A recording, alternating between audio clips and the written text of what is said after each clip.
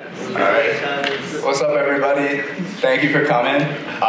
My name is Jordan. I'm a co-president of the Michigan Electronic Music Collective. Just wanted to thank you for joining us today. Also wanted to give a big thank you and shout out to WCBN, Arts at Mich, and the Office of Academic Multicultural Initiatives for making this event possible. And obviously a big thank you to our three panelists for coming through. So for the past 3 years, MEMCO has been throwing an annual Black History Month party at the club above to sort of call attention to the Black roots of techno and house music. It's one thing to hear the music, but it's an entirely other thing to hear the stories from some of the very people who cultivated and spread the music. So we're really stoked to have these three individuals here today. Mr. Matt Ikes on my right, your left. He's a Detroit-based DJ, producer, and founding member of UR, the Underground Resistance, one of the most prolific techno collectives out of Detroit. He currently lives in Detroit, Michigan. He's a former studio musician, having played with Parliament Funkadelic, among others. He worked in the second half of the 1980s with the collective Members of the House, releasing several 12-inch singles. In the late 80s, he and Jeff Mills formed UR as an uncompromising independent outlet for music imbued with a critical edge and often futurist outlook.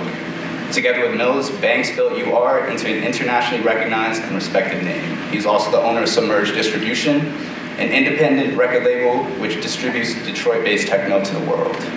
Stacey Hotwaxx, who is all the way on my left, on your right, is a DJ and producer who has been deeply embedded in Detroit's dance scene since 1989. She was a mainstay on the radio stations in the mid to late 80s, including WLBS, WHYT, WDRQ, and WJLB. She also won the Motor City Mix Contest 10K prize. She's been featured on numerous internet shows, currently featured on deepspaceradio.com, you should check it out.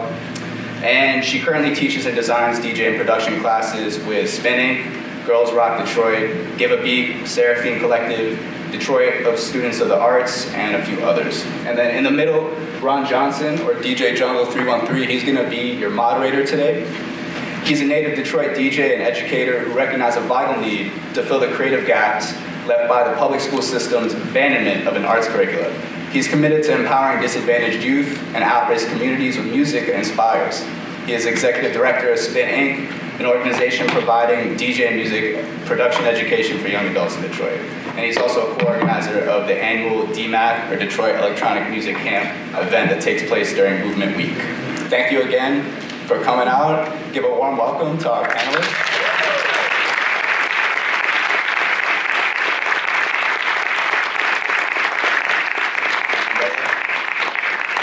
And I think we'll just get started, so it's all y'all. Thank you.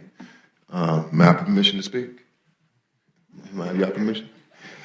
And that's an African tradition where anytime you come in front of an audience, you always ask the elders, they're my peers, but yet still they've been in this entertainment industry or this DJ industry, this production industry longer than I have. So I have to ask their permission because this function, I like to thank MEMCO for inviting us out for this panel because I think it's very important. Outside of the creation of the music, you need the backstory, the actual content, how this music came about, how it inspired others, and to give you that history so you can see where it came from, where it's at, and where it's going. To give you a little bit of background about myself, I'm a native Detroiter, born in 1970. My grandparents, I was raised in my grandparents' household, so my musical taste varied. I listened to a lot of music that was in the 30s and the 40s, a lot of gospel music coming from my mother's collection of records, and also a lot of soulful records from my grandfather, riding in the car with him, remembering listening to Sam Cooke, Marvin Gaye, Bobby Womack, and a lot of different other types of music. But my first real introduction to techno and something totally outside of the box of music was through Mojo, the electrifying Mojo, back in the late 70s, early 80s. And I think it was 107.5 during that time. And we used to run in the house because he had the Midnight Funk Association. That's how much power that brother had on the radio, where everybody almost in the city of Detroit would turn their lights on at a certain time because of his command. That was powerful. And the music he played was outside of the box of what we're usually was exposed to on the radio dial, because the radio dial during that time, it was segregated. You had certain music that was played on some stations and other music that was played on other stations. But, going through the history with Brother Mike, Canada gave us a lot of exposure to a lot of different music because they wasn't confined to certain constrictions on the radio. But with Mojo playing Cybertron, a lot of Prince, Kraftwerk, it blew our minds. I was 8 or 9 years old at that time, but that music was very impressionable, and especially the music coming from Detroit. Cybertron was very ahead of its time during that time period, especially with the influences from the street dancers, from the clubs, from the mindset, and even how Cybertron even came about. One of the books that one of the artists, Juan Atkins, referred to is Future Shock. Anybody familiar with Future Shock by Alvin Toffler?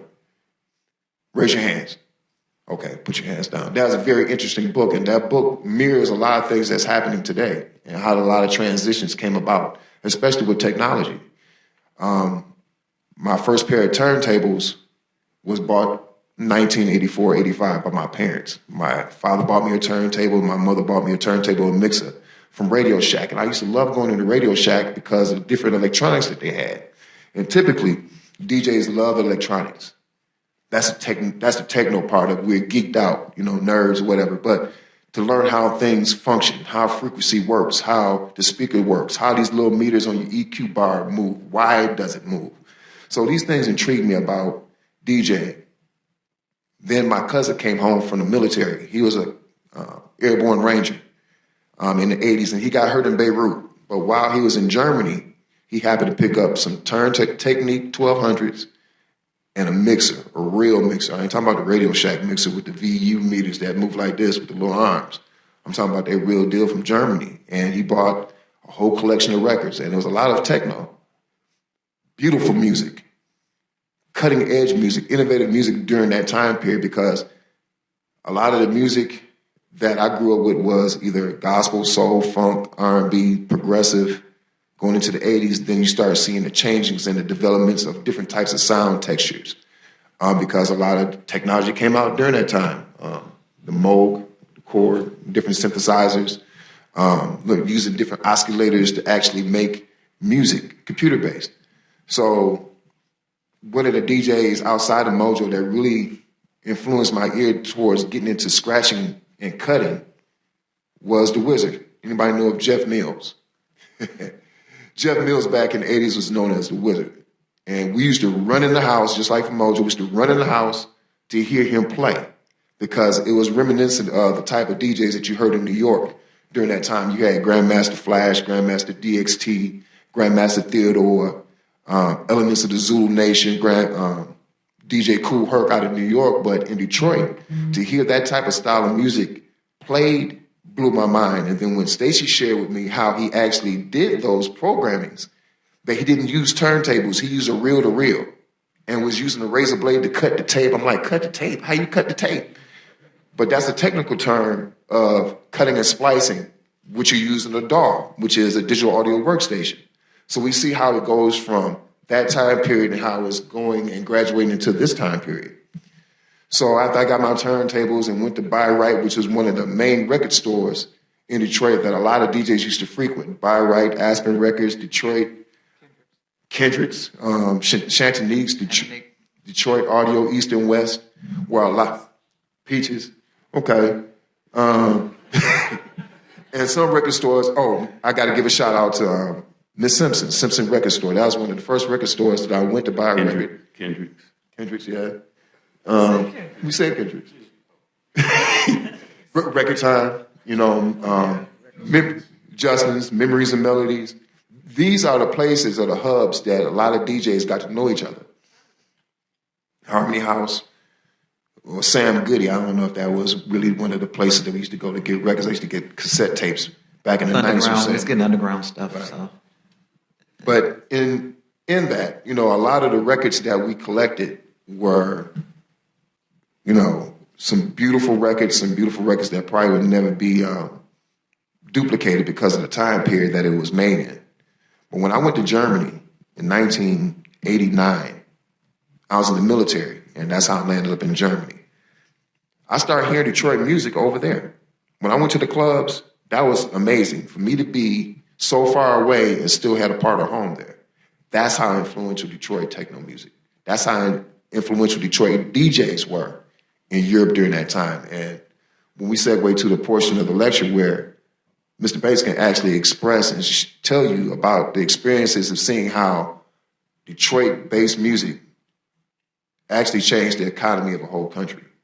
So during that time period, the wall came down in Berlin, and I went to a lot of clubs. One of the most memorable clubs that I went to was the Dorian Gray, and that was in Frankfurt, and that was in the airport. That club was banging, and it was Detroit music.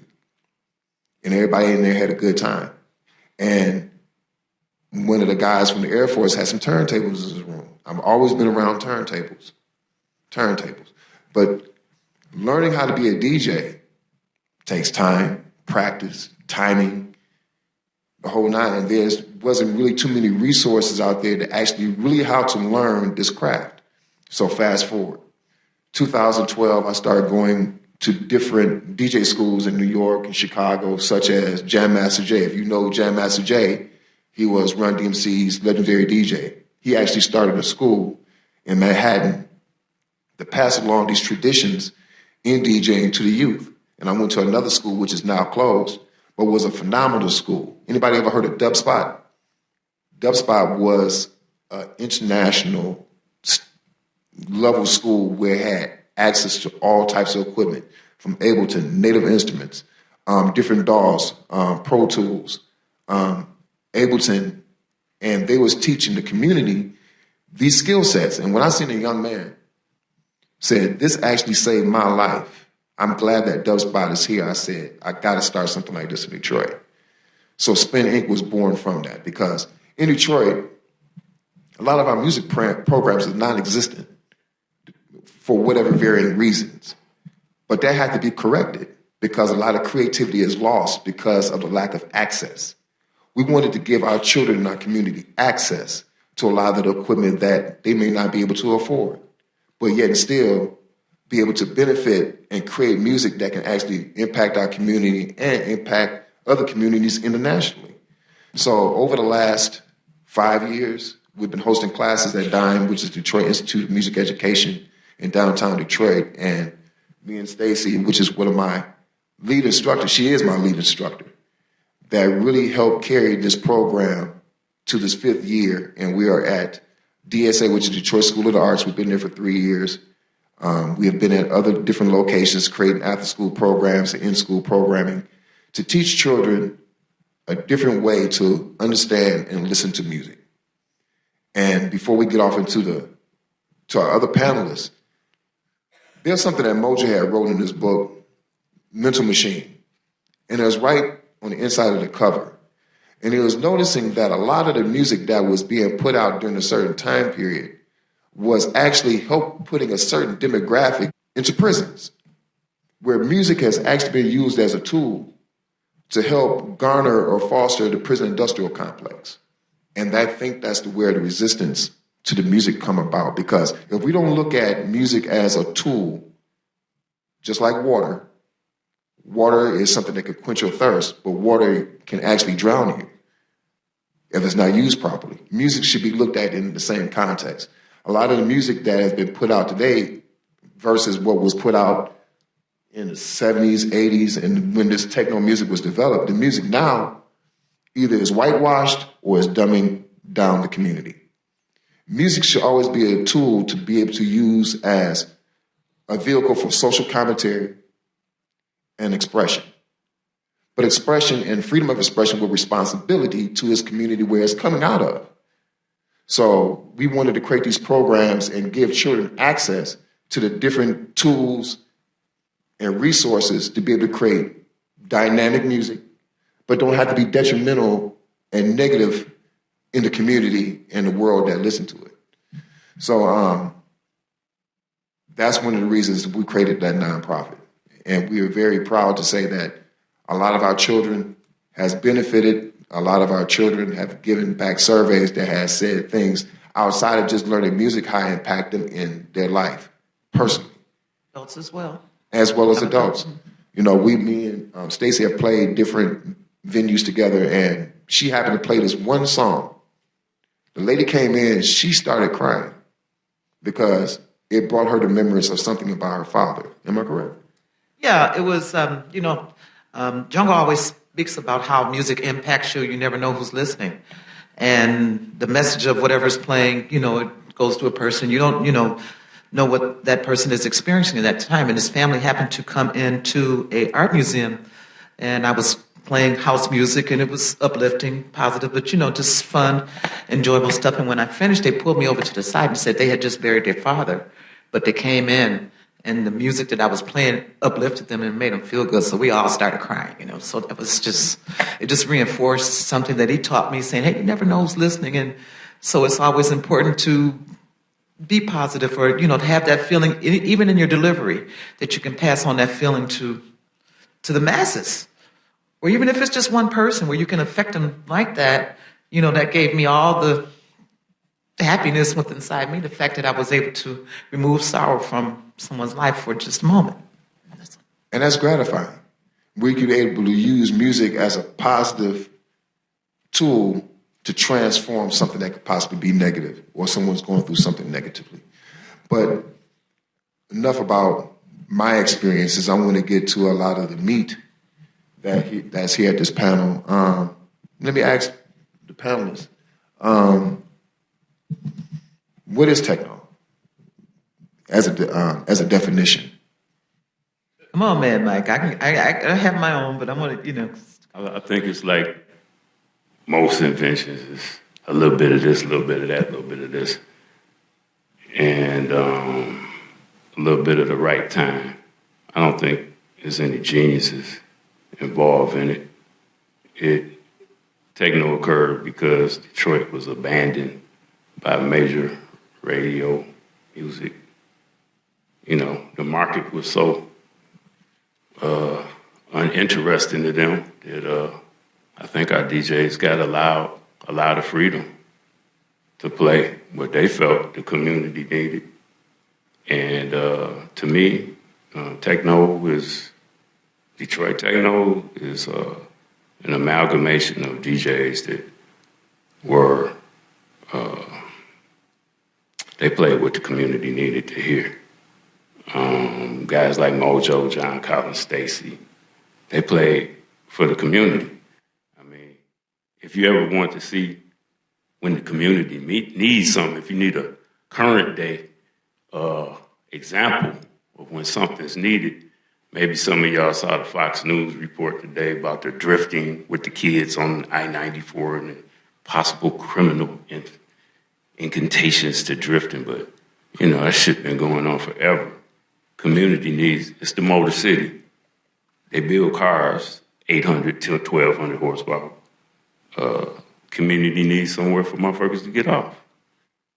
And they, slow to act, but quick to criminalize. So I think our DJs in the city, it was people, believe it or not, it was people dressing up preppy. They like the whole European dress code and shit, and they was prepped out and they played music that went with it. It was other mugs. It was a little bit rougher. They like wine stuff, jits and preps. It was people there thinking about fashion, designing fashion. I seen people design fashion and they could only wear it to heaven or something, where they had made the outfits and stuff. So I think the DJs played what the community needed. And I think techno is a result of people understanding that we could listen to more than just, Old Town. Yeah, happy or kill a motherfucker type Tina of 13. Mm-hmm. That's what I think it is. I think it's an embrace of whatever technology you got around to do it with, too. So it makes it extremely interesting that, it's a community need, and then you figure out how to make your little beats with whatever's laying around. That's what I think it is. My definition of techno, because I watched it, the birth of it. I started playing music before techno came out and before house music came out. So I was always progressive in doing something different by nature. Something the Jungle said about overseas about the eruption of, bringing equipment and turntables and stuff back. So that was kind of the start of me. I had a brother in Vietnam, and my one brother that was at home loved components. So he had a whole wall, reel-to-reel, tons of records, all that, and it always intrigued me at a very young age. But he wouldn't let me touch it. And so when I was 12, my brother, Keith, come home from Vietnam, brought me a receiver and a turntable. It's the first time it was breaking out with the components because it used to just be high fives. And that's kind of what got me bitten, so that, just coming over. So I was on the technical end. I had to have a reel-to-reel, had to have this here. And even at the age 16, I would have these basement parties, and I knew I didn't want to hear any silence. Everything had to be continuous. So I would make these reel-to-reels where the music would never stop. It would just keep going. Now, I never heard a mix before in my life. I didn't know nothing about none of that. In addition to the music that my brother liked was fusion, which is, I think, techno is like his cousin. If you know anything about fusion music, which is real written music, and so all come together. And so then I stumbled into a club called Heaven, and I heard 2 records do this. And I went, that's what I need to do. This is what I got to do. That's it, because I didn't want to be on the radio talking, because that's all we knew at that time is somebody on the radio saying, hey, yo, you're welcome to the radio and all that. And I wasn't about that. I didn't want to be on the mic. None of that. I just want to hear the music. So I created this thing called Sneaker Mix because the world wasn't ready for mixes. And so I mastered mixing this music so tight that you didn't know the record was changing. I still apply that this day. Sometimes you don't want to know that it's changing. Then the wizard came along and he was scratching, so you really knew it was changing. So we would, one of my fondest memories, we were working at the Lady. The wizard, myself, and Derek May lived across the street in that same building. He would climb up the steps and go, why do you always get the jobs? I'm like, look, you're playing this techno, you get this Yamaha 100, I like this, it's making this noise, and I approve. I don't know what it is, but, it's cool. So I did kind of see the future in that, that's part of the rebel in me. But this was the birth of techno, and I didn't know. But it did make me go out and buy a Yamaha 100 so I could start to try to play along with this. And so as my career continued on and the mainstream was like, oh, no techno, I'd sneak it in the mix. I would always, techno would play on WJLB. Yep, she did. Because I would put it there. Yeah. And they wouldn't know. Every now and then I get a phone call. I'll never forget the phone call I got from James Alexander because I played French Kiss. Anybody familiar with French Kiss? Lil Louis, and it breaks down and have sex in the middle of the record. Just think of the stuff that's on the radio now, and I almost got fired because the record breathed. Okay? Told me, if you put that on, you ain't got no job. I'm like, okay. Anyway, that's... me and Jeff, we used to think it was like DNA, like the way the machine sound, like specifically in numbers. The shit sounded like DNA or germs or something. That's what you're talking about. It sounded like some shit inside your body, like a virus or something, and like the shit had traveled from Africa and made it through slavery and landed in Detroit. And that's the way, like at UR, we view things like that. Like the music is a virus. And like a coronavirus, like a cold, shit travels. And we had, like, obviously, like, darker sometimes, but really to think about, the future part of it, Jeff always tries to disconnect from the future. From the past. Like, That's why he went from the Wizard to Jeff Mills, because only we knew his name was Jeff Mills. When he created, he's like, I don't want nothing about no Afro, nothing that. Only folk. And then on the other hand, I'm like, well, you can't get away from it. This shit's in us. So it's a constant battle of future and past. But to ask, what it is, it's a hard question to answer because it's one of the few musics where you guys can contribute. I have many, many pieces of gear that's handmade for me by people that don't make music, but they make the gear. So it's one of the rare musics where people outside the music actually get to contribute. Whether it be gear, the back end for your website design, it's kind of inclusive. So to me, it's a difficult question to say what is it, because it's like a virus. It just keeps mutating, and it keeps mutating, and it's gonna fuck up the major record companies. It's already fucked. It already did that. Yeah, so I'm very happy about that. I think. He's a rebel. That's amazing. I can tell you what. I think just how I relate to it, or with factories, Motown, the assembly line, the constant repetition of the sound of whatever it's making, boom, boom. I think it's kind of a derivative of that. Someone hearing that musically, being able to hear that and then applying that to music, putting it in synthesizers or something like that. But that's kind of like, in time because it's the same repetition. The tightness of it. Yeah, right. And so that's what techno feels like and means to me. And we can take it off in, many different directions. When I first heard wine stuff, and like I said, it was a synchronization of the stuff. The coldness, it was cold. The shit was cold. Like I wasn't about to. I mean, I played in the church. I played a lot of things, but cold music I always liked.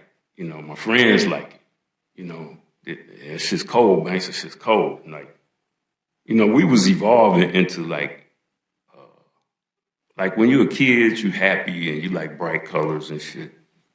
And then as you start seeing life for what it really is, you start wearing black and brown and gray. And, cartoons, you can't be watching cartoons. Boy, man, what you doing, man? Watching Donald Duck, man. So your shit gets, progressively darker and darker and darker. It might be a young person thing, too. I don't know, but the shit seems to last extra long. Now I'm going to take off black to save his life. Yeah. Let's see him in a color. I just go... It just seemed like it lasts extra long in the hood. And I would have moments like the members of the house in Yolanda, and they'd be singing gospel music. House music was so uplifting. It's like going to church and you ain't in church. But once you get out the club, it's right back where it was, Machines, horsepower, that was my life, rust and oil. And, happy shit just didn't quite get it all the time. So I don't know how I got off into this subject. Because he asked what was techno. Yeah, and you're showing what it means to you. And I think I'm just trying to point out, my thought of, because that's an individual thing. But since we were there, and part of the creation is it was the synchronization that really, as a musician, the stuff when I heard Juan playing the stuff, I was like, man, how you doing that? And he was tapping on something, and then he'd hit a button, and then all this unhuman shit would come out, and I was like, damn, how you doing that, man? And he was what he was doing was step right, and then the auto correction would kind of, I don't know how it was working, but he was recording into this blank, there was no metronome, and the stuff that would come back was like really inhuman.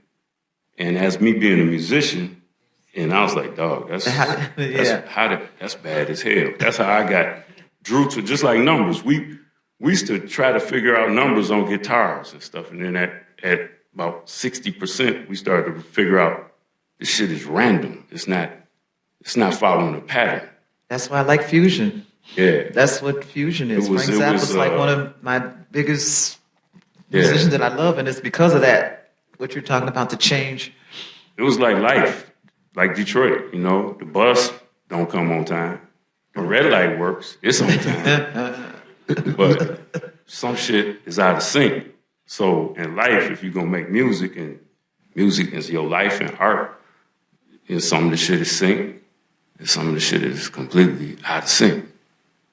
You know, the way you put the track together. So I admired what Juan was doing. I don't know if he knew what he was doing. He knew what he wanted to hear. But that shit was like some new epiphany to me. Excuse me, do anybody know who Juan is? Anybody know who Juan Atkins is? Juan Atkins. Raise your hand if you know who Juan Atkins are. And that's one of the reasons that we hosting these type of classes or meetups, because that's the history. A lot of the EDM now has been turned EDM, made a switch. You know, they're playing 3-card Molly now. We're going to call it something else. But it's really this. And when you change the dynamics of the names, then you start forgetting the originators. The people who actually were fundamental in actually constructing this type of music for the world to enjoy it now. Because I look at it from the standpoint, a lot of this music, especially coming from Detroit, involves pain. Pain. Pain, a lot of struggle. Even with Spin Inc., it took pain that I still go through now for this nonprofit to exist, to continue on the tradition, to continue on the information, the history, to pass it on, because if somebody don't do it, who will? And if somebody else does it outside of our community, it'd be a totally different narrative. Totally different. I've seen some DJ books throwing in the question, well, some people say Detroit techno started in Detroit, but others say it started in Germany. That burns me up. Okay. Now you're going to throw a curveball, and you don't want Detroit to get it shine. Motown is enough for us? No. We are very innovative under stress and pressure. And a lot of access that we have, we use bare bones things. I'm teaching the children now how to use conductive ink to build their MIDI controller. Because now, if you buy a MIDI controller, say you buy an Ableton Push. Anybody know what an Ableton Push is? Okay. That's almost $1,000. That's almost 4 months worth of food for a family. They're not going to give up the food for that push. So I teach the children how to make a piece of paper into a push. That's taking nothing and making it into something. And then actually teaching the children a skill set now. That's the innovative part of the music, because now we're teaching the children skill sets. Not to be just a DJ. Oh, we're going to help you build your own equipment. Then that's going to start getting the manufacturer's attention. They're not buying our stuff no more, but they're still producing this good music. What are they doing? They're building their own equipment out of necessity. So these are one of the things that we want to purport with the advent of techno. Is more than just the music, to me. That's part of one of our missions, too, is to make the youth aware of techno and progressive music, because they primarily kind of, due to the media, is very hip-hoppity and whatever else is played on the radio. I don't listen, I don't know, but I know it's not the music that we play in, and collectively, Jungle and I introduce them to this music, and they like it. And so, I mean, there's a couple of ninth graders going like, you know, the fact that they're embracing that. So I think people should realize, you know, that techno was kind of created on pawn shop gear. There wasn't any music stores in Detroit. Yeah, Wonderland, it was in Southfield. Highland Appliance. They didn't have no We gear. would get all the stuff from Siemens. No, they didn't have any. Pawn shop, Siemens. And so most of the gear that was used to make classic Detroit techno was under $200. It was accessible. I just recently attended the NAMM, the North American Music Merchant thing in LA, and I was there specifically to tell the manufacturers of the gear not to price some of the most creative, you know, house music, techno, and rap. They share one thing. They all come from economically depressed places. And so these guys are trying to give me this $4,000 keyboard or $6,000 drum machine, and I'm like, yo, man, my people can't afford that. See, you pricing us right out the game. And last I heard, rich folks make classical music, man. When they're real rich, they don't make no funky stuff, man. What reason do they have to be? They dance like this, bro. They ain't trying to sweat or none of that. They ain't sweating doing nothing. So I'm like, hold up, man. You can't. So I'm very happy to announce here at University of Michigan, Cork, and some of the other manufacturers, they started hearing me, and they actually make stuff $200, $300 that's accessible that any of y'all can grab and try and make some music too. So. I know y'all in college is tight, but people with some musicians out there, some heads out there. So I think, it takes creative and moral capitalism to also grow something as well. When everybody just get greedy, because literally Detroit Techno saved the analog synthesizer. I see Mr. Gillen sitting here. He can speak on it. Saved the analog synthesizer industry. You hear me? The industry, all the shit with buttons and knobs on it, it's coming back out of the computer and it's coming back real. Because people found out they couldn't mouse fast enough to keep up with Mike Banks in them. My shit is whip, man. I'm trying to get this cheese, brother. I ain't got time to be fucking around with a mouse. Okay? Computer created for some other things. Some things, your hands, you still got hands and eyeballs and ears, and your shit is still faster than computer. So, accessibility, techno and house music and hip hop was accessible. The Kai MPC, the emulator SP12, there's key technologies that people introduce, and in the hoods of a hood, in the hands of a hood person, they was like, dude, this is the shit. Nobody would have thought to make an entire production on an SP12. But that's what the hip-hop dudes was doing. They ain't had no more equipment. That was it. That and their mama's records back there. So they did what they did, and hip-hop is what it is. Techno music, somebody tripped over a 303 in the drum machine and jacking around, and Derek and them goofing around, and the equipment was accessible. So it takes, I'm a futurist at heart. I'm an Afrofuturist. And I'm talking to y'all because I need y'all to invent some more shit. If y'all gonna sit up here and be duds and just come out and join the system, then you ain't doing us no good. Because obviously, when you give the technology to gifted minds that's getting missed, we need y'all to do something. And that's what I hope we get out of this. Well, that's why I teach. And I challenge all of my students all the time, because I expect their minds to go faster than mine. I'm very disappointed when I see that they don't. But I always challenge them, and I tell them I'm challenging you, but I expect you to challenge me more, because your futuristic way of thinking, you should come up with something that I can't even fathom. And so I push them to that, to do that, to take heed of this. I can give you an example. Y'all sit up and watch all these science fiction movies. See, in the hood, we can see it.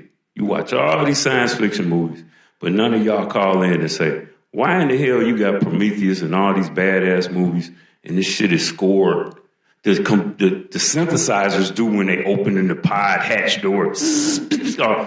But it's an orchestra from the 1400s doing the damn music. I'm just saying. You got to see it. It's an industry. They got it all set up where the orchestra do it. But Giorgio Moroder makes Scarface, one of the favorite records in my neighborhood, and it's all synthesizer, and it got paid with one producer. All that shit you listen to on the radio, most of it is one producer. It's a music industry. Hey, we ain't got to pay Earth, Wind, and Fire, all 11 of them, and we can pay Puff Daddy. Get it in here. Let's go. It's like cars, man. Robotize your ass. So Cornelius know my manager. I have a problem playing with orchestras. These motherfuckers is trying to save classical music. They're trying to tag on the back of us to save that shit. I don't really when I did play with them, they was too damn slow. They couldn't move. It's an army behind. I'm making shit up like this, and they need it written out and all this. And wait a minute, we got to print out the change. What is you, man? Get out of here. Slow, old as hell. And I'm telling them they old. I said, man, if you was in Detroit, your ass would get replaced by a robot, bro. You be gone. It's good for what it is, but it ain't good for science fiction movies. And so you guys got to think about it, man. We do. In the hood, we think about that shit. Like, why am I watching this movie? Blank that shit, because it's got some old-ass classical music on Star Wars and all that. I mean, it's the good old boy. They ain't gonna let Juan Atkins or Jeff Mills score the movie like they should. Them motherfuckers gonna be DJing forever. Yeah. Like B.B. King and shit. Motherfucker gonna die on stage with a guitar in his hand. He don't never get to be in a movie or some shit. And I think March 31st, if you have any martial arts fans in the house, let me see your hands. Martial arts, ain't no martial arts, 36 chambers, kid with the golden arms, 5 deadly venoms. Say martial arts. Martial arts. I thought you were talking about martial arts. No, martial arts. Anybody in the martial arts, jiu-jitsu, karate, anything? Yeah. The Wu-Tang is about to do a score of the 36 chambers with the DSO on the 31st. Yeah. So I guess they called the Wu-Tang to help save them. But yeah, that's going to be interesting to see that. But through Spin Inc. I like when RZA did Ghost Dog. That was sweet. Excellent. Sweet. Oh, it was cold. Yeah. But he didn't have, if you saw the documentary on the Wu-Tang, they used the SB-12. That's all he had. I've heard some of Ghostface production. He had took something from the Dells, Rainbows. I got to like the 1 minute and 30 seconds into the song and I heard the break. I'm like, Ghostface took that. Oh my God, he just took that portion, those 2 bars, and he made millions from that. That's what we want to do with these children in our program. To be able to show them how to utilize this software, give them access. We can teach you how to create a commercial. We can teach you how to score video, game video, Fortnite. Anybody familiar with Fortnite? Somebody's scoring those videos, video games. Matter of fact, DJ Pooh, who actually did the scoring for Grand Theft Auto. He's getting money, long change. These type of opportunities that our children need to be able to create a better environment in the environment they're already in. And in Detroit, the environment can be very bleak. If you go to Detroit, the narrative in Detroit, well, Detroit is making a comeback. It's making a comeback, but only in certain areas. From Grand Boulevard to Jefferson, that's New Detroit. But the rest of Detroit, where all this inspiration and creativity come from, it seems like it's being left behind. So with the advancement of our programs going into different locations, giving our children access, maybe we can go ahead and change that narrative. What ways do you think music have inspired your work today? Or the lack thereof? Well, it's just back to the teaching for me. It's, the music I still play. I'm still blessed to be able to do that. I'm still very open-minded. I'm not afraid of change. I incorporate everything I can get my hands on. And everything that I learn, I always teach someone else to the best of my ability. I just want to tell you right now, you can download Ableton 10 for free for 30 days, the full version. You can do that and just touch. You don't need any gear to operate it. It's software-based, but if you happen to have an external piece to work with it, that's key. I try to, the students I have, adults, I never leave them, even if I have them for a week or whatever the course to change. I let them know that just because you finish your course, if you believe in what you're doing, I'm not going to ever leave you. You just call me. And we continue to work if you choose to go to continue on. I just talked to one of my students yesterday for 2 hours. She is in New Mexico getting her master's, I think, yes. And an inspiring DJ, really a great techno DJ. I mean, yeah, Gia. Oh, yeah. Yeah, Gia, she's one of our students from Spinning, and it was just kind of a treasure because here you had a young black woman, and I, in my mind, thinking they kind of poppy or hip-hoppity or something like that, and I'm like, here's me. She said, I need a beat. I went, what? give her my flash drive, and she is an excellent techno DJ and working on production and stuff like that. Just the way that when people show me that they're about it, I want to continue to influence you to go on, and I ask for them to do the same, and that's the way for it to continue to live. To me, that's what it's about.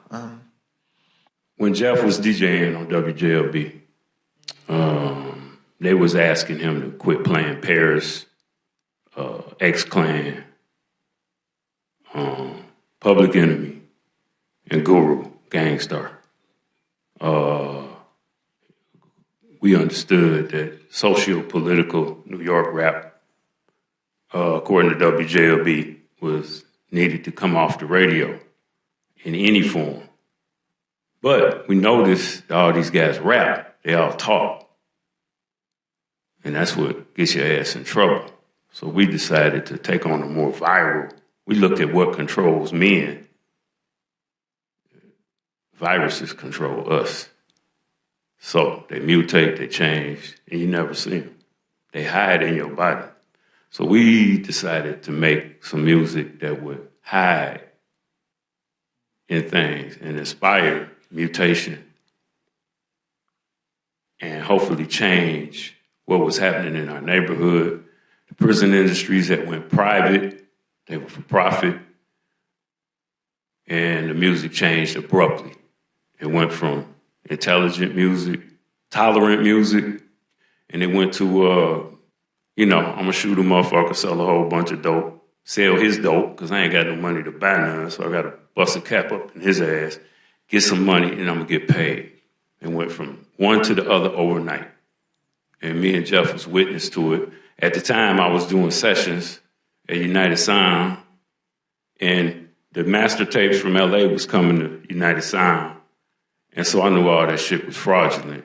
We was playing on them records. Detroit, Philadelphia, New York, where it's good musicians, but they cheap. Not as much as the L.A. session musicians. And certainly the artists fake-ass artists they had on there, they couldn't play shit. So Milli Vanilli wasn't even a shock to me when they came out with that shit. So I knew the major labels were selling lies. Prince was a discarded artist. They didn't want his ass. Detroit, Mojo gave him a shot. Who the fuck wanted the B-52s? So they dumped that shit in Detroit. That shit worked. I started learning, hey man, fuck this stuff. We should make something that's gonna tear it down. The whole structure of it. And I think we've had some success, more around the world than in our own situation. So to me, right now, Underground Resistance, as it stands, the biggest failure I ever fucked with in my life. Because I ain't changed nothing in my neighborhood other than put my museum there and people come and enjoy it. Few of the kids come. But the same shit is still happening over and over and over again. So for us, it's a whole lot more viruses to make, musical viruses, and cook up to try to change things. And again, I stress to y'all, I'm here so y'all can help us. If a virus gets put on you and guides you to prison, and they could be that dirty, well, certainly you can counter the shit. Like with that polio vaccine or some shit. You may use a little bit of virus and then maybe it'll cure you. So we had a completely different look at how. And the how is that we infect now and the results come in the future. And we are completely expendable. I tried to hide for 22 years till somebody took my picture and put the shit on, what's the name of that first stuff? What was it? MySpace. Damn, man. my backyard ass, my man kept holding this little square thing up. I didn't know it was a cell phone. I knew a cell phone, but damn, it had picture capability. He's just clicking pictures. So they got me, but it don't matter. At we create a whole bunch of doctors, a whole bunch of virus doctors. Robert Hood, Drexia. I'm very proud of the kids that came to us, and I'm glad I was there to answer the door. Mr. J. Dilla, a lot of these guys, Kenny Dixon. It's a lot of people that we put up on what was up, and they getting with it. YG, a lot of them. But, you know, it's a little bit more serious with us. I love uplifting and I love gospel music, man. It's just hard. It's like when I go to church, it's just hard to believe sometimes, you know, when I got to walk outside and ain't nothing there but the church. And the whole neighborhood gone. You know, only thing, I remember we was at a funeral, man, recently, and the whole neighborhood was gone, and the only thing left was the church. And so we made a record. Y'all might can go back and check it out, but it's called Has God Left His City?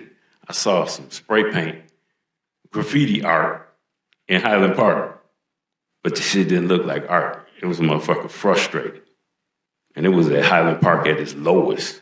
And he just sprayed on the garage, God has left this city. And I thought that was some sweet shit to make a record from. So you are, resist the radios guiding us to prison, but it's also urban reality. Some of the guys on the label needed to be. I put the record out just not because I wanted it to make money and go to Europe and all that shit. I was just like, let my man get his shit off. And then later, I found out there's a whole bunch of people that like that shit, like Drexciya. I never thought for 1 minute that Drexciya would inspire Afrofuturism. I never thought. Me and James thought this one thing up about the slaves coming overboard and getting tossed overboard and having a baby underwater and the whole shit. And never thought it would be the catalyst for. So I learned to just keep my mouth shut and never tell people what the record really is about. Because sometimes our view is too dark. Other people took it and saw it another way. That was cool. We needed that. We needed for them to do that because our shit was fucked up. And I said, man, I'm glad I never said nothing. Well, I'm going to point out that Mad Mike really is a super duper humanitarian. Yeah. Thank you. He really is, believe it or not. You know, there's many underground things that he do that he'll probably never talk about, but I'm going to tell about one. I needed a bed frame for my mother when I was taking care of her at home, and he got up early in the morning. I have no idea where he went and got this frame from. Probably the punch. I don't know. But he threw it in the truck and delivered it. He's always saving someone that's in need, which has absolutely nothing to do with music. That's his soul. I've been in underground resistance many times. I'm like, who is that? He'd take them in. He'd give them homes, provide heat, provide food. He's an undercover, underground humanitarian. I'm just telling on you. Thank you. And to add to that, you know, when I first met Mike, I heard Mad Mike. I'm like, he's mad too? I'm mad too. Me and him, we'll work good together. I told him about Spin Inc. and what I wanted to do, and he was like, hey man, we got a building right down the street. We'd like to have what you're doing over here because I see it's something positive, something that's needed in the community. I've opened my doors for you to come in here and put this here. And I really want to thank you for that opportunity because he knows how critical it is for us to have access. Going back to what you were saying earlier about the narrative, how the radio stations are actually preparing our children for the prison industrial complex. Hear me with that TED. What did you have me watch? There's a TED Talk. Okay. This TED Talk was delivered by a white gentleman from Florida. He was a preacher. He is a preacher. And the narrative, or the name of the TED Talk was Black Murder is Normal. That was his TED Talk. And that TED Talk expressed how is it that on any radio station on the dial, from right to left, the only radio stations that allow killing, murder, derogatory names, derogatory inferences is only on black stations. No other radio station will allow anyone from their community, outside of black community, to talk about their women, to talk about genocidal behavior within inside of the community, hurting each other. That's not allowed. And when I seen that, I was like, you know what? I'm right on point because it's the same thing that I've been talking in my classes to the children. And because we have been so traumatized in this country that if I say it, it's not taken for value.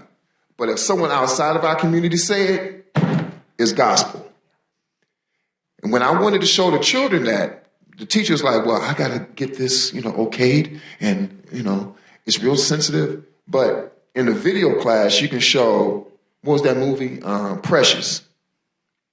If anybody's seen Precious, that was a horrible display for my community. Even though those things happen, and it can happen across the board, but the way it's presented and some of the language that was allowed in the classroom while there was video editing. So you're going to allow that to be played, but you won't allow this TED Talk to be played where it's given some type of commentary to offset that. The reason why the music has been dumbed down, when the corporations took over in the late 80s and get more involved with artist development and the way the direction hip-hop was going, because they didn't want to hear Public Enemy say, I got a letter from the government the other day, opened and read it, and said it was suckers. They wanted me for their army, whatever, picture me giving a damn. I said, never. Here's a land that never gave a damn for a brother like me and myself, because they never did. All of a sudden, it occurred to me that the suckers had authority. Cold sweating as I dwell in myself, how long has it been since I've been sitting in the state pen? I'm from the generation of revolutionaries and militants that was in the 60s. I'm one of the last of the 60s, baby, so that resonated with my soul, especially when I went to the military and read this, and then to understand the true racism that I seen in the military. What brought me and some brothers together was music. The commonalities of music. Brothers from the New York, Detroit, Chicago, LA, linked up because of our love for music, which helped us get through a lot of tough times in the military. The narrative really had to be controlled, because if we allow the radio stations to dictate the climate in our community through the programming, we're in trouble. Back to Mojo. Mojo thought outside of the box. The radio stations are putting people in boxes now, which can be translated into caskets, or another translation into a prison cell. He is still very much alive and current with all of us. I receive a phone call from him at least once every other month. He's inspired me to write a book, and he calls to make sure that I'm writing this book to tell the story. I met Mojo, and I don't know what year it was, but it was records. And he was in the parking lot of Lafayette Orleans, and this man asked, can I carry your records? And I'm like, sure, And he stood at my side the whole time while I played, at Lafayette Orleans, and didn't tell me who he was until after the fact, because I probably would have flipped out. But I'll just never forget that. And the fact that he stays in touch with me to this day, that I still talk to him, all the way, which I'm going to roll over into DMAC, the Detroit Electronic Music Camp that we host. Conference now. Okay, conference. We no longer camp. We're a conference. We're a conference now. Okay. Yes. I'm host all women panel, doing my portion of it on Monday the 19th. It will be 2020, and so this is my third Monday one. the 18th. 18th. 18th. And okay, it's the third one. But one of the camps that I did. Nandi was talking about the history of Detroit, and one of her presentations had Mojo on it, and she was speaking about how the mothership and all these different things happening. So a light bulb went off in my head. So I ran in the back and called Mojo. I called him because I could call him. And I said, they're talking about you in this conversation. I'm going to do this. I said, would you just get on there and say, well, just give me one word. Just say, well, a certain word he would always tell us, and we would all respond. He said, I don't want to. It's like, please. He said, okay, I'll do it. And I come back with the phone, and I put it on my, and he just did a whole big spill and talked to the people to actually have Mojo do that, for us. So that's this virus that he's talking about, about moving forward and passing on and making things happen, making change.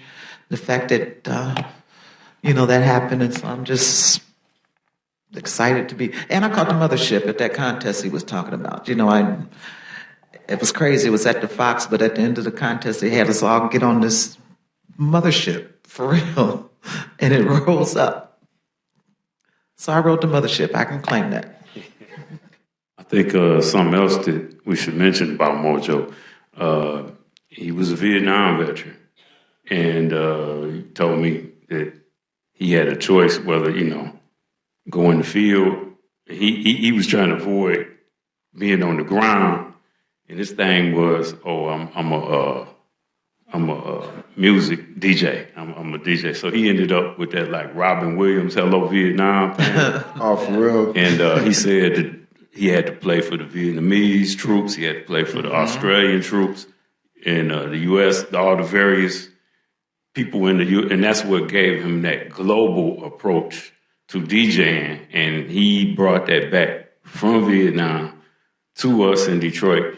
And I think many of us took it for granted, just how ahead that musically, maybe economically we was behind, but music rich, I think we might have been the richest people on the planet because of my man. So, he played it from everywhere. Falco, Kraftwerk, Tangerine Dream, George Clinton, Sun Ra, Prince. He has a YouTube channel that he's recording all of his shows. He just called and told me the other day. I knew about it, but you can go and watch and hear these shows that we're talking about that came out. Detroit is a land of many firsts, too. First black mayor, first black bank, Don Davis. First black TV station. If you guys want to do a real good tour, WGPR. Go to WGPR and see about Dr. Banks. I hope he related to me. But Dr. Banks put it down. He told Richard Nixon, if you want to talk to the black people, we need a TV station. And they made it happen for him. And WGPR was extremely inclusive. They had the Greek hour. They had the Arabic hour. Masons owned it, yep. Yeah, and then they went to the scene and all that. So it was, most of us actually grew up watching some really multicultural, tolerant, the scene was extremely tolerant. It was guys on there who was obviously gay, and motherfuckers became heroes in the hood. You see my man put his still heroes. His ear and shit. Those that can still kick and pop, they still heroes. Yeah. I'm like, how you do that and you 60? So we was learning about different cultures and stuff. Guys was breaking Warren Atkins records and all the Detroit Techno, Chicago, Techno. That's legit on Baltimore music, all kind of stuff. So it's that was a powerful station, and the tour is even more powerful. If you get a chance to do it, you should. And also, we need to give Brother Banks some credit. He has the first techno museum in the world, which is at Submerge. People come from all around the world to see it. And one thing that we like to do at Spinning is highlight the women that's in production, that's in DJing, because that's very imperative, because DJing has usually been a male-dominated industry. And we want to give highlights to more of the women that has been doing wonderful things, innovative things, pushing the music forward. And we were really proud of Gia, which is one of our honor students from our program, for her to come out of her shell and start. She played movement, didn't she? She played Charivari. She played Charivari. She did a lot of after parties and stuff like that. So in addition to me leaning on Gia, like I said, I pushed forward. It's something I told her I'll share a little secret that, I know it's Generation Z now, right? And so, as decades go or even 5 years go along, it's always some kind of little saying, be it commercial, be it some whatever's happening on TV, radio, whatever, and you pick up this little slang and this is what it's saying. And I don't want to keep up with all of it, so I just ask somebody. And so I just happened to ask her, and she told me about Billie Eilish. Y'all know what that? Huh? Eilish. I see how much I know, and I just learned about drip 3 weeks ago. Drip. I'm just saying, it was something. You turn it down, but I'm going to utilize it in some of my beats, though. So that's all. Let's move a little bit forward to the future. We have spoken a lot about the music and its power to change the world. What is the one thing you would like people attending this lecture to understand? What would that be and how would that look like? So if there's one thing that you want people to understand from this forum, what would it be? I would say not to get programmed. If you can look at Detroit as an example of a uninspired, unintelligent social engineer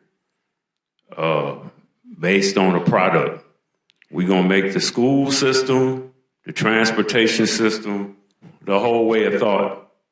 We're going to engineer the whole society to build a product. And you guys got to be able to see this shit. You guys got to be able to see it. We had metal shop in the 7th grade. We was welding in the 7th grade. Motherfuckers was catching flashes and can't see now. One guy got his tie caught in the metal lathe. Damn, it popped his head off. I just seen the metal cutting his throat open. We was in the 7th grade. So Ray Charles could see it's setting us up to be workers. Never got algebra, none of that shit, just shop math, dimensions, volume, depth, volumetric efficiency. You're going to be a worker or an engineer. If you guys sit up here with all this minds you got and allow corporations to shape your living situation, then you fuck. And you ain't doing nothing for nobody. Detroit is an example of short-sighted. The motherfuckers couldn't even see a traffic jam. Transportation system was removed. I've been blessed to travel around the world, and I get to see my civic leaders sit up and tell me we're going to make this a world-class city, Mr. Archer. And I've been to Tokyo. I can get from A to B in Tokyo in 12 minutes, and it's 21 million people. And you expect for me to sit up and listen to your ass tell me I'm going to be living in a world-class city, and it take me 3 hours to get on the Livernois bus from downtown to 8 Mile. So you guys live, 40 miles from one of the biggest fuck-ups in capitalism in the world. If you can't see the example of it and change it, then we fuck, because we counting on you. Y'all got the brains. We never had the opportunity to get out here. They only take a few. Most of us go to military or work. That's our purpose. That's the way the education system. If you ever want to see what the kids is set up for, look at the curriculum. I'm reading books where motherfuckers is talking about, I don't give a damn, I'm going to Vietnam, and da-da-da. They making rhymes and shit. You turn in the pages, shit so old. We had square dancing in school. I had to do square dance. The fuck? Like we want to do that shit. Like, man, gotta eat and all that. I ain't doing no motherfucking square dance shit. You did it. You liked it. Oh, you quit playing. It was a girl I liked, so. I'm just saying, when I graduated, I said, why was I doing square? What the fuck? When you design you know how people donate to Goodwill? Well, you don't give up your Versace shit and your whatever the latest fashion. You just give the shit you don't want. When they do school systems like that, man, I got guys brilliant. I mean, we were smart enough to tell the city, hey, man, y'all need to build a racetrack in Detroit. Think about it. Hillbilly chariot racing, NASCAR. It make more money than football. More money than football. To watch these hillbillies run each other off the road every 5 seconds. Everything going around the track, 96% of it come from Detroit. But Motor City, no motor sports.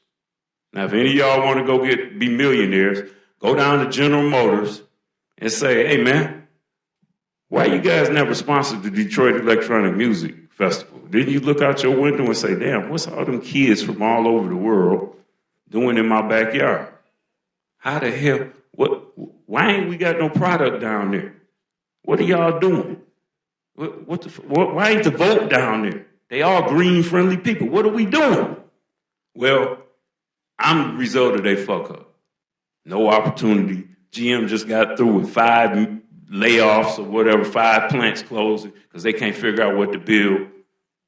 You go to the North American Auto Show here, you hear the workers. Hey, man, when we get an electric car, Holmes, what y'all doing? What are y'all doing? The fuck is with this big-ass thing with one person sitting in it, a Tundra and shit? Can't even fit down the street in Paris. So if you allow these old, dusty motherfuckers to keep designing your shit, don't expect no different. You can look at what's going to happen to you. Detroit is the model for blind, immoral capitalism. That's what the fuck it is. It's a model for all y'all to look at. The music we make is a fucking miracle. I'm a miracle to be standing up here talking to you. You know, I used to do evictions, man, for 12 years, kicking in motherfuckers' doors and throwing their ass in the street. I got shot at so much the shit was routine. You want to hear about some racism? You think the Navy and the Air Force recruit in Detroit? Who you think recruit in Detroit? Marines and the Army. Yeah. Michael Moore almost got it all the way right. The Marines used to chase me up and down the hallway in my school. Come on, Banks, when you gonna join? When you gonna join us? Shit. Only if I had to, bro. You guys are the future. That's why I came. You are the future. You can do it. We did it with nothing. Now what the fuck y'all gonna do with all them brains and shit? Or y'all just some spoiled ass brats that your parents send you to school and then you get out and don't do shit? What y'all gonna do? If you want to learn something from us, we did it damn near with nothing. I had a little help from race cars, but most of them, Wine and them guys, man, I really admire what they did. So for you guys, that's my challenge to you. Y'all gonna keep watching movies with orchestras playing on the shit, or you gonna write in and say, hey, dude, I'm not watching your movie no more. There's some kids in my music lab that can make better shit than that. Brendan Gillen should be scoring movies. This guy's out here to know how to do it, but the industry won't let him in. So you have to make a new industry. You have to make new things. Don't try to change what's there. Fuck them. Just make some new shit and get rid of their ass.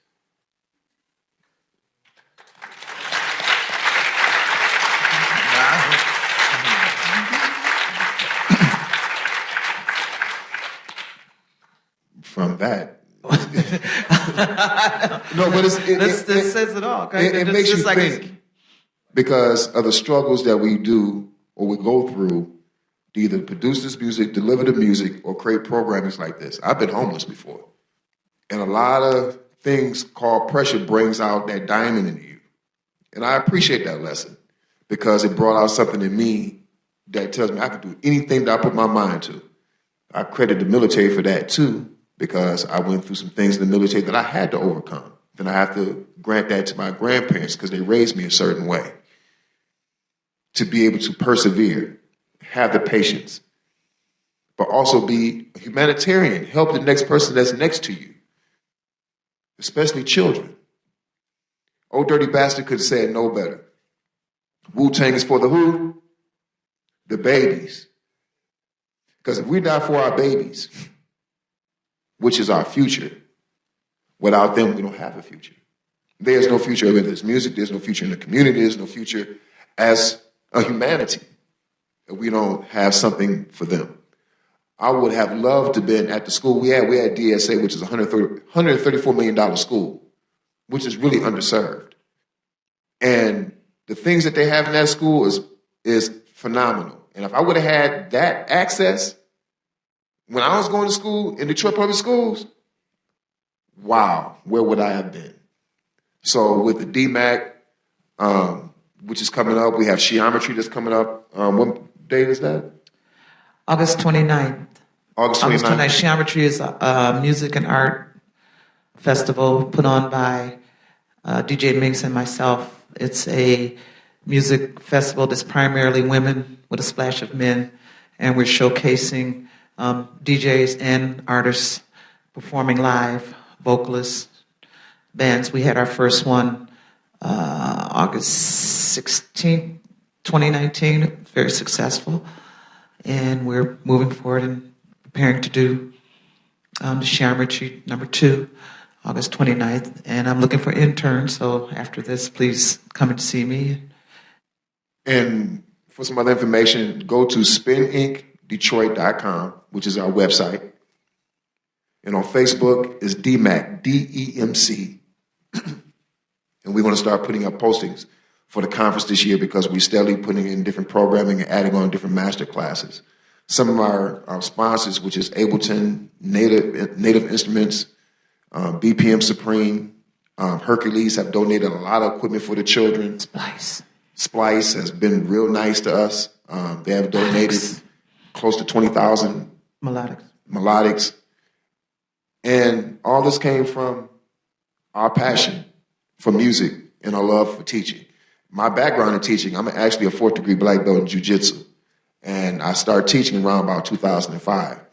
And when I started teaching from a martial arts aspect, and martial arts is dealing with discipline, I saw that the discipline factor was kind of misaligned because of the music that the children were listening to.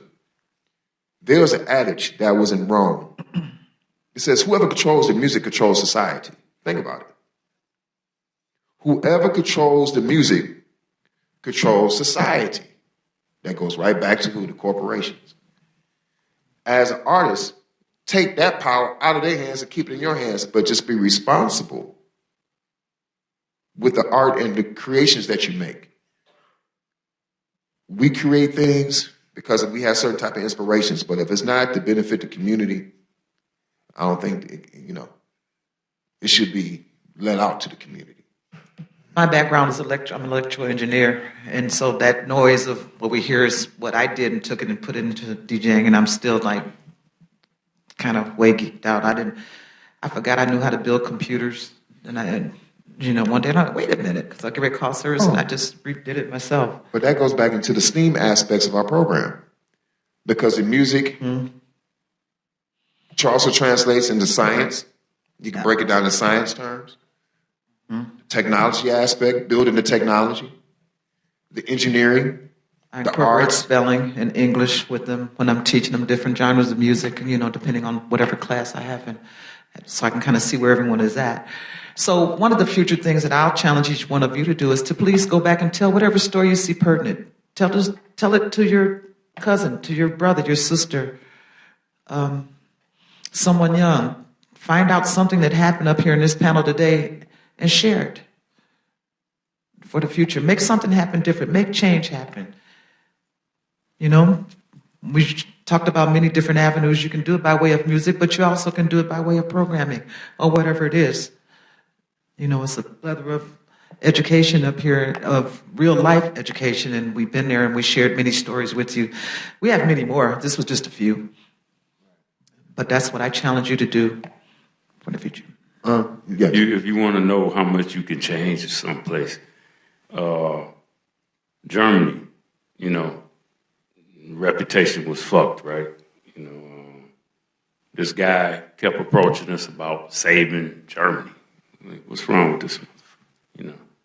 Fuck, I care about Germany, dog.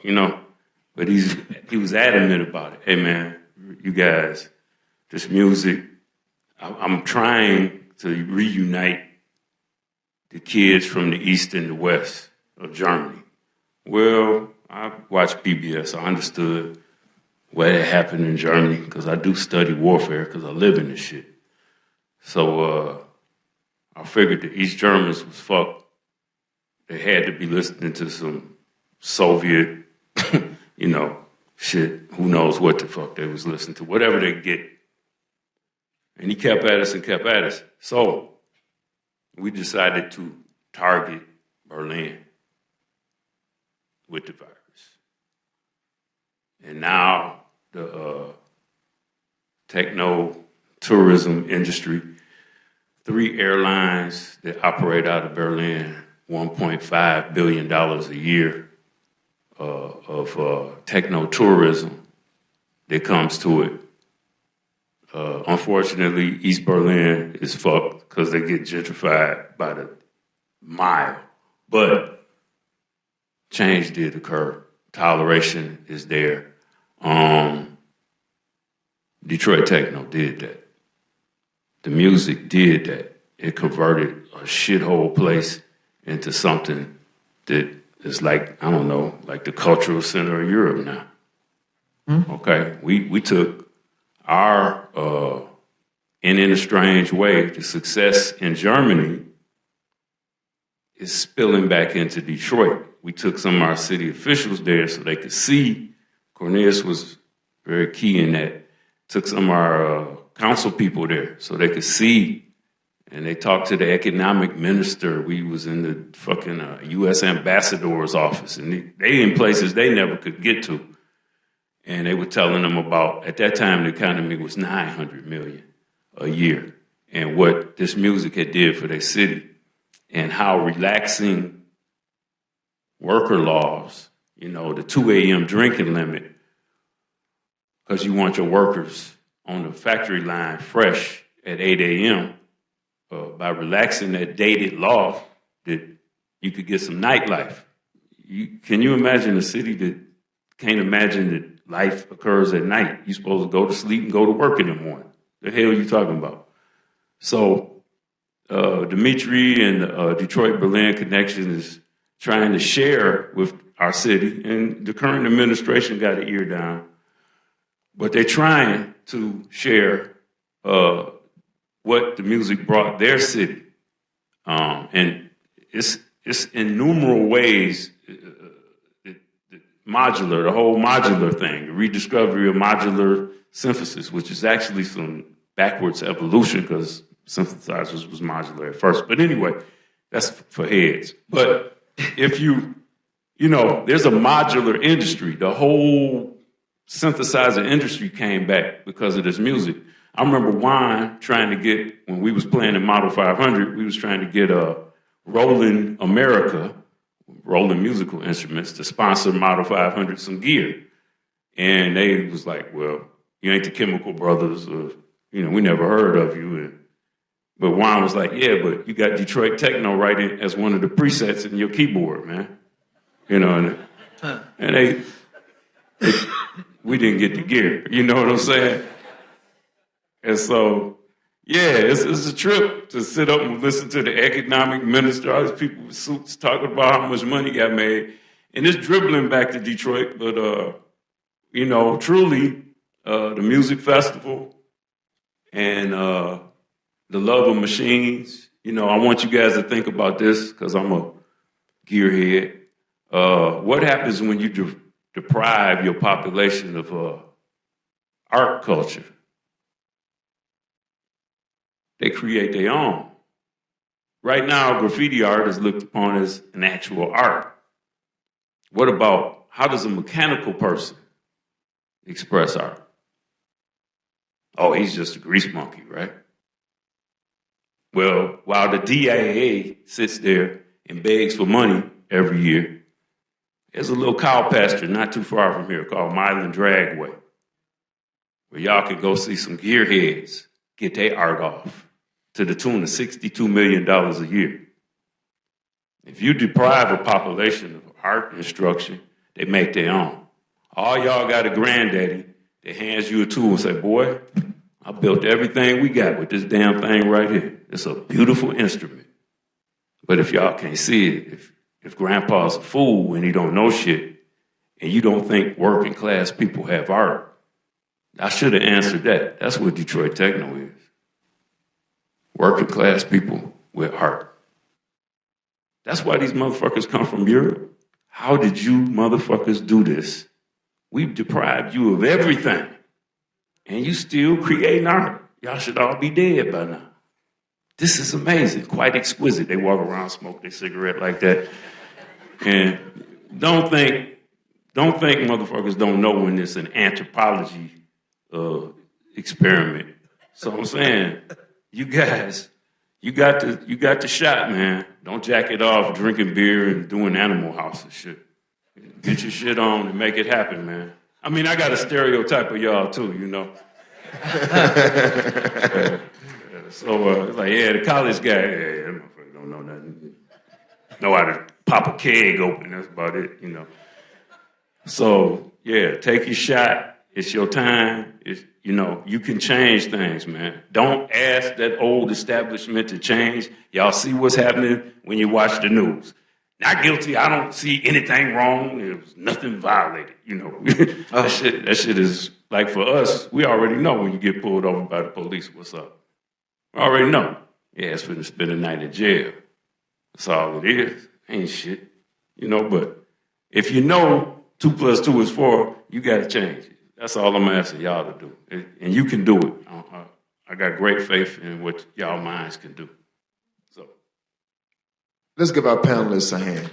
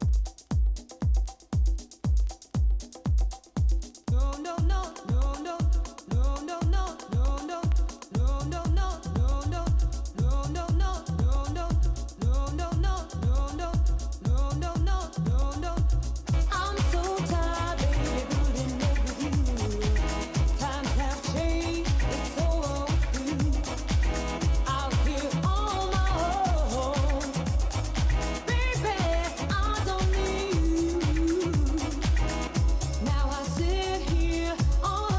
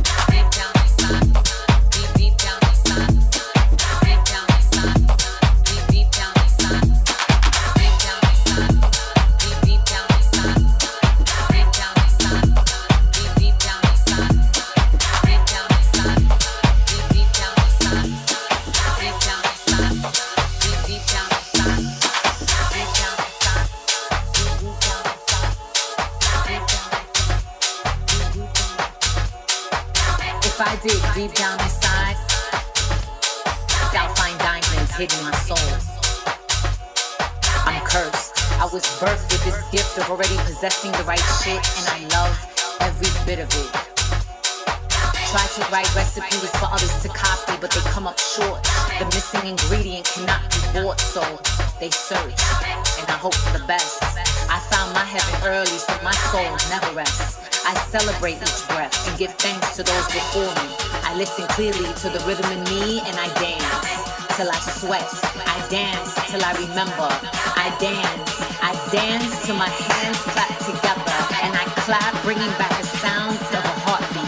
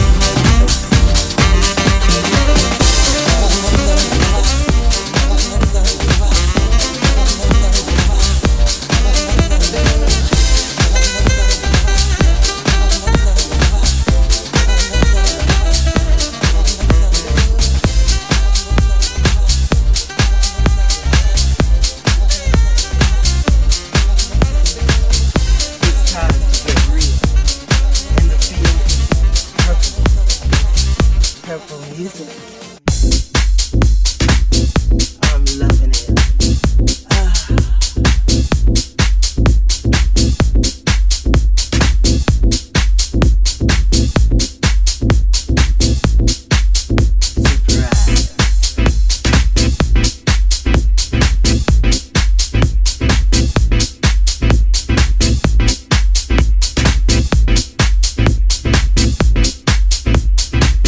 Let me tell you now, strong, sensuous, and free. The possibilities that lie within me are endless. I have decided to love myself so that I can love you better.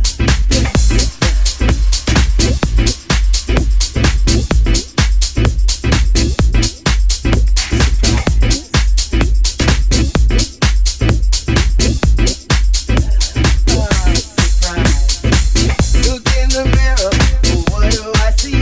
I see the promise that is me. Won't let you treat me any kind of way. My faith, my spirit is here to stay. Surprise, surprise, surprise, surprise, surprise. The best that I can be. Surprise, surprise, surprise, surprise, surprise. I'm doing me. I'm moving up, looking for a higher ground. Won't let the crazy shit know now. Won't let it get me down. Surprise, surprise, surprise, surprise, surprise, surprise that I can be. Surprise, surprise, surprise, surprise, surprise, surprise, doing me. Surprise, surprise, surprise, surprise. More than good enough, you see. Surprise, surprise, surprise, surprise. Strong, sensuous, and free. Surprise.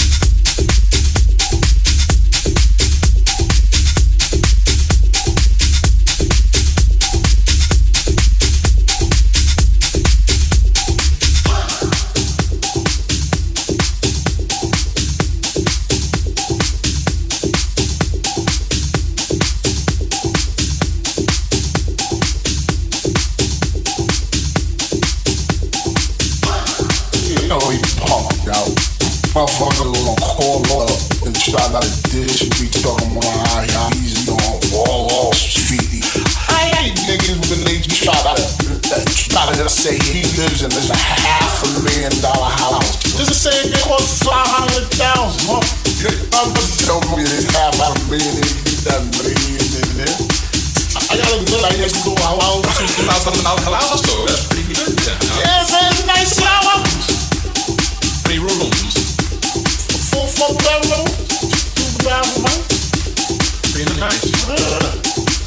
That's some juice. Satisfied niggas singing. Well, I hate niggas with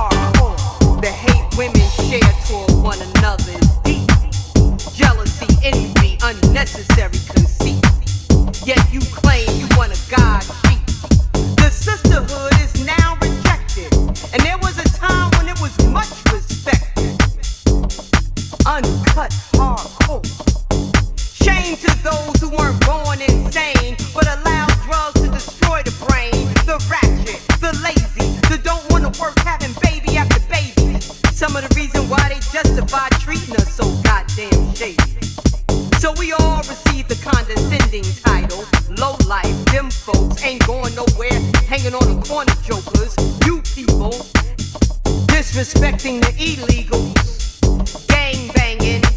It's time to unite. Let me repeat that line. Gang bangers, it's time to unite.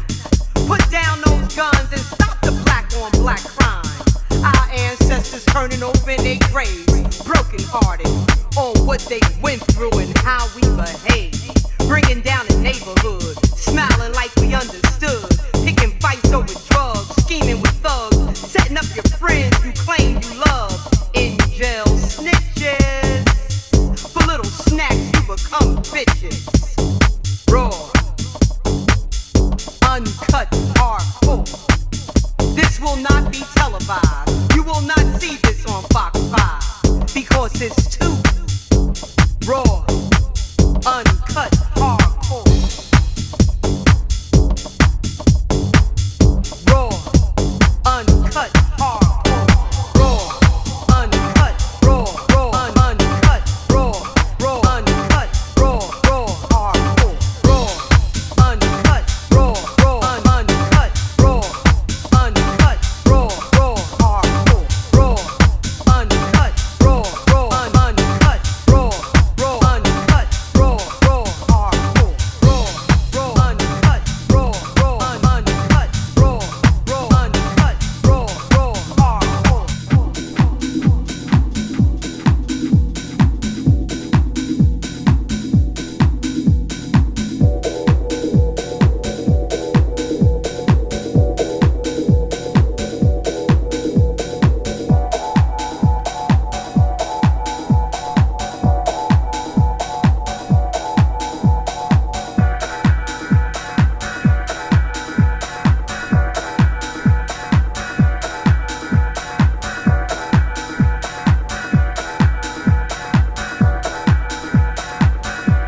Mr. President, Dr. Biden, Madam Vice President, Mr. MEMCO, Americans, and the world.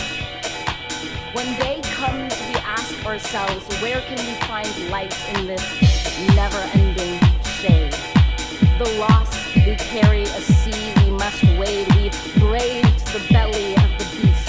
We've learned that quiet isn't always peace. And the norms and notions of what just is isn't always just this.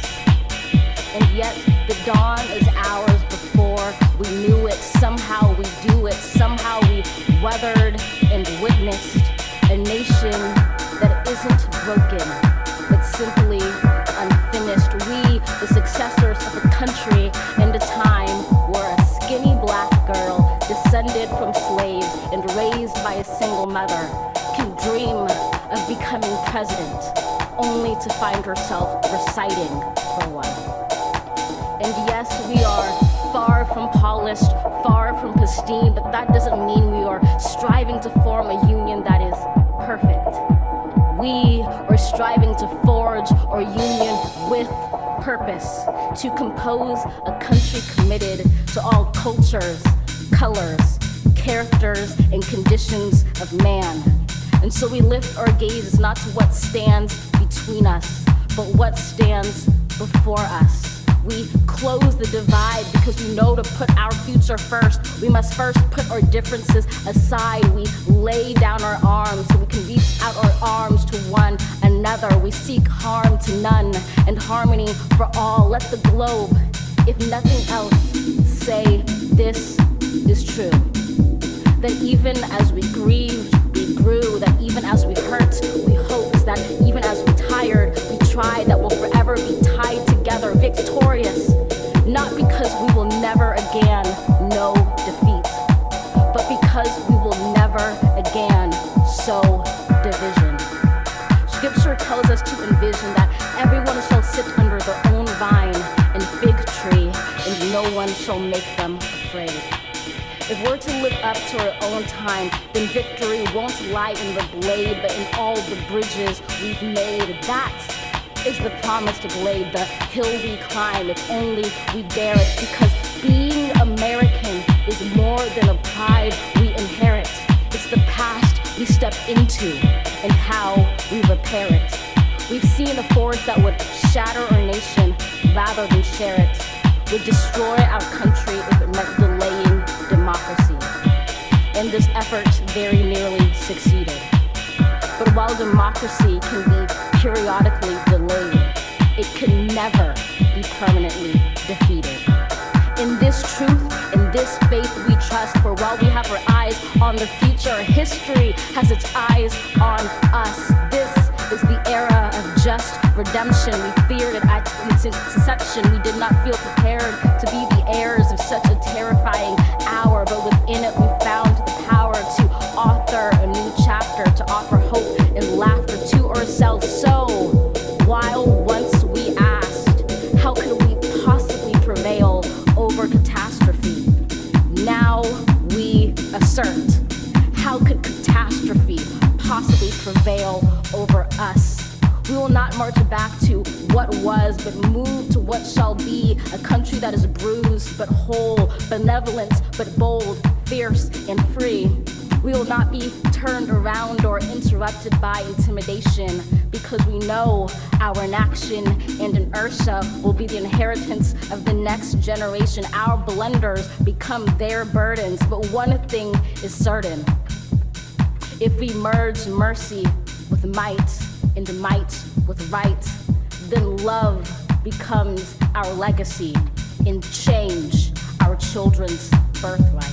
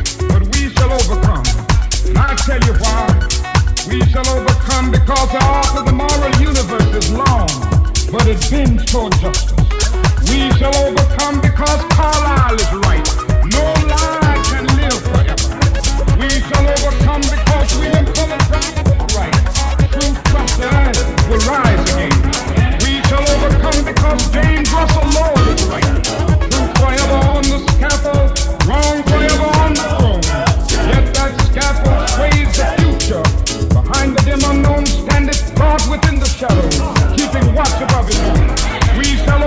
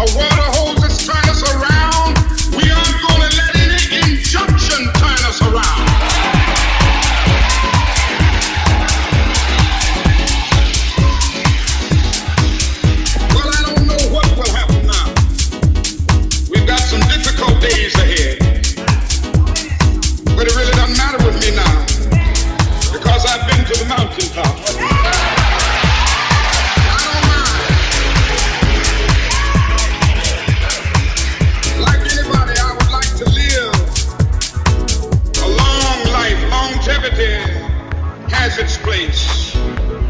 But I'm not concerned about that now. I just want to do God's will.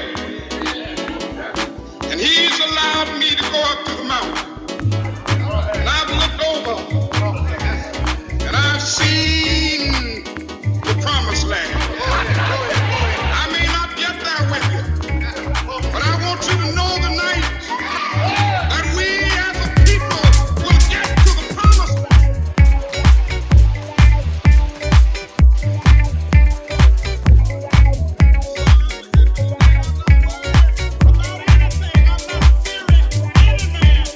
Problems, you'll overcome them, there's no option. You're gonna rise above it anyway, anyway, anyway, anyway, anyway. You got this. Oh, they say it's all over, but you won't break. You're gonna make it through anyway, anyway, anyway, anyway, anyway. You're on your way. When you feel you're losing all your faith, believe. Even when the bell's about to break, believe. Gotta shake off all the negativity. Believe, believe, believe. Hold on to every ounce of faith. Believe, even if you're falling out of grace. Believe, gotta shake off all the negativity. Believe,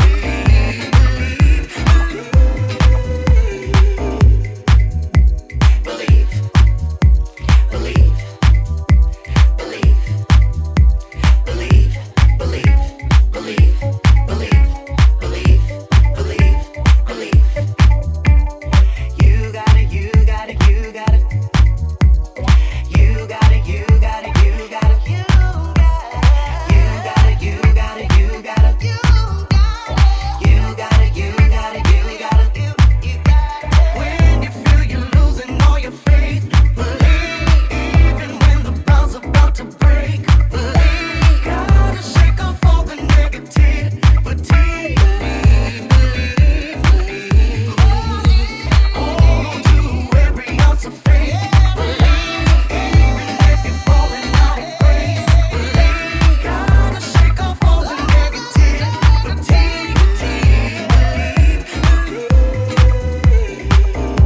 Believe, believe, believe, believe, believe, believe, believe, believe,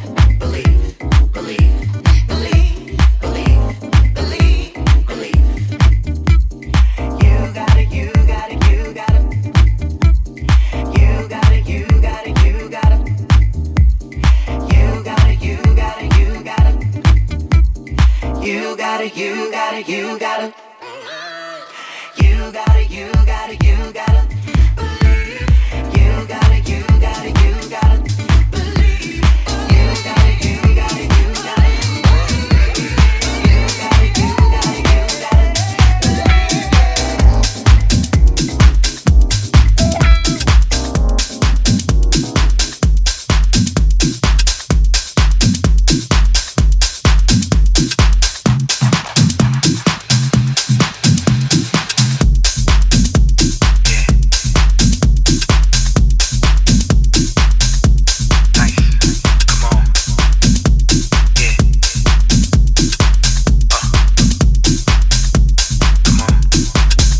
We're now in the future, and the future looks bright. We got a lot of kids coming into house music because they know it feels right and it feels good.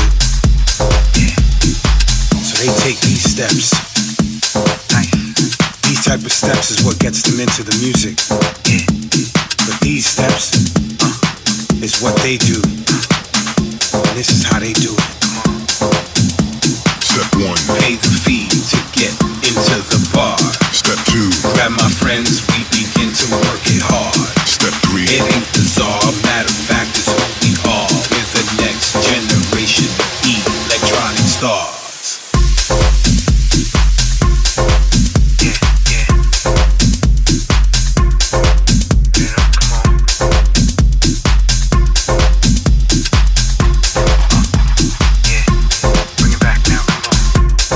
You have to accept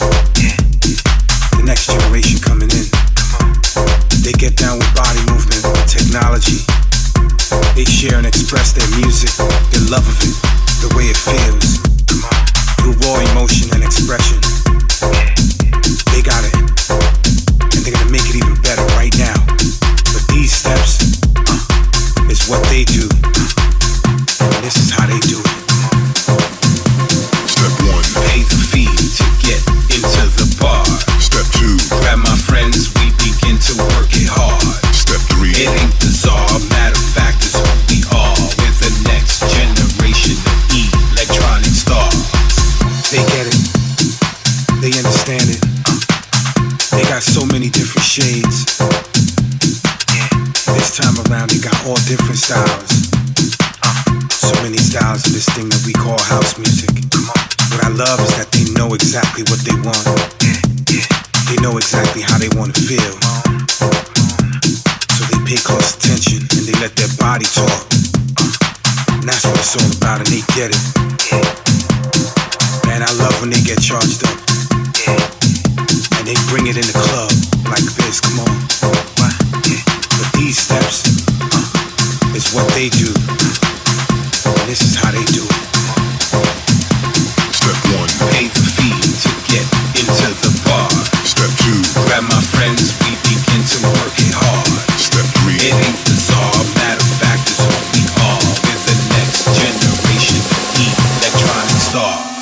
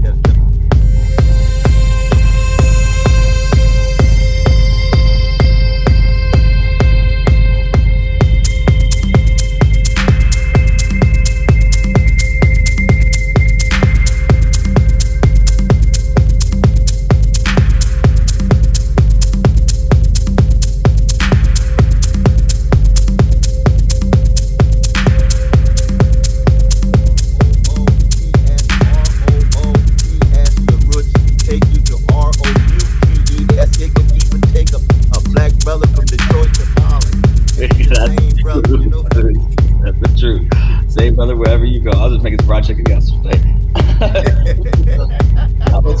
It's really incredible when we look at the cultural impact. Black music is intelligent. Black music is intelligent. Black music is intelligent. It's brilliant, but it's also connected to heart, mind, body, soul. So you can move your body. You can stylize space and time with the way in which you groove and stay with the time. And you see, to be human at its deepest level, because that's what black music's about. To be human. To be human at its deepest level is to be in time and space and use time as a way of ensuring that you can flower and flourish with your soul, heart, mind, and body in time. So the rhythms, the dissonance, the melodies, the harmonies, it can come from technology, it can come from an isolated voice, it can come from a whole host of things. But you're using this to deal with how do you move through time.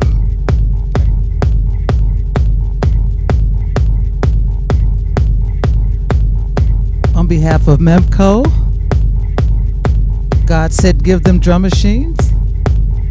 My name is Stacey Hotwaxx Hale, and thank you for listening to my rendition of February's Black History Month.